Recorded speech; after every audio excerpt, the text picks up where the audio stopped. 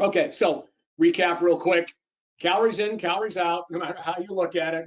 And no one knows more about calories than physique athletes, bodybuilders, because that's the bottom line at the end of the day.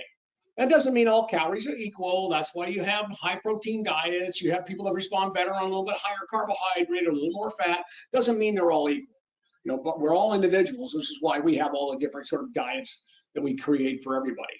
Right? And of course, quality. You can't just eat French fries for the amount of calories that it takes for your body to gain weight or lose weight.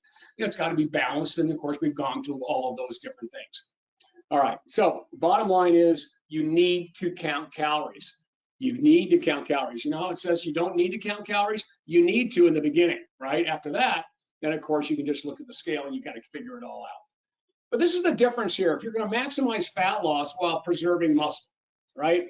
If you're going to do that, right? You've got to feed the body nutrients without calories. That's what it's all about. Nutrients without the calories, or minimize the calories with the nutrition that supports lean body mass, because only nutrition supports lean body mass. Medicine doesn't, none of these other things, but nutrition supports lean body mass.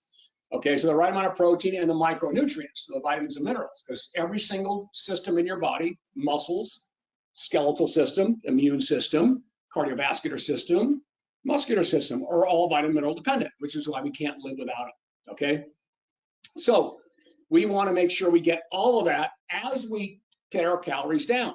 That's the difference between what we do, altering body composition, and the difference between what conventional diet centers do. They don't look at feeding the body nutrition without the calories. They don't. They want you to lose the weight, and you'll lose it quicker, right? Because you're losing lean body mass. We don't let people do that. They're losing lean body mass along with the weight, and the weight goes down faster, and they think that that's what they need to do because the client wants to lose weight. Well, no one wants to just lose muscle because they don't know the repercussion is why everybody gains weight back. 80 to 90% of every dieter gains all the way back in the first year. So you got some real issues there, and it's all because they shrink. Their structure gets weaker and weaker and weaker. All right. All right. So with all that said, bottom line is, your body is fighting you against all these things, as we've talked about before. It's going to make you hungry when you're dieting. It's going to decrease your energy expenditure. In other words, your what we call adaptive thermogenesis, or just your kind of the way you move, non-exercise movement. It makes you tired. It makes you kind of lazy. That's your body tricking you and not to burn that many calories, which of course reduces your basal metabolic rate. So again, that's all the things we're trying to avoid. And if you feed the body things it can use without all the calories, then of course we can avoid those things, and that's what we do. All right. So the bottom line is the key factors to preserve lean body mass and metabolism during any type of weight loss is slower rate of weight loss. You can't just crash diet, right? And of course you have to do some kind of resistance exercise so the nutrients go to the right places. Right? Higher protein, obviously, and then your vitamins and minerals. Okay, maximizing just some starting calories. We put them all here. As you can see, if you're going to maximize these things, you've got to go, you can't go with a big deficit. A big deficit, you're gonna, I don't care how much you supplement, if you go on a big deficit, 1,000 and 1,500 calories a day, you're going to lose muscle. You can't save it, right? Unless you're on drugs. Okay, that's the only thing that can save it at that particular point. And we're not talking about that stuff today. Adjust to lose, bottom line is, if you don't want to lose too much when it comes to body fat percentage, about 0.5% to 1.5 every 2 weeks, because it's hard to measure weekly. All right, and of course, as you get leaner, you have to go slower if you're going to protect the lean body mass. And these are the numbers. We've done all this before, gram per pound of body weight.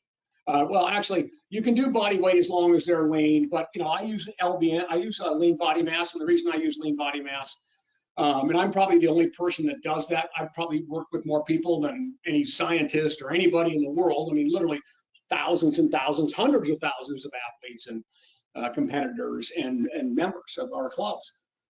And that is that. So I know that you can't take a 350-pound obese person and say you need 350 grams of protein.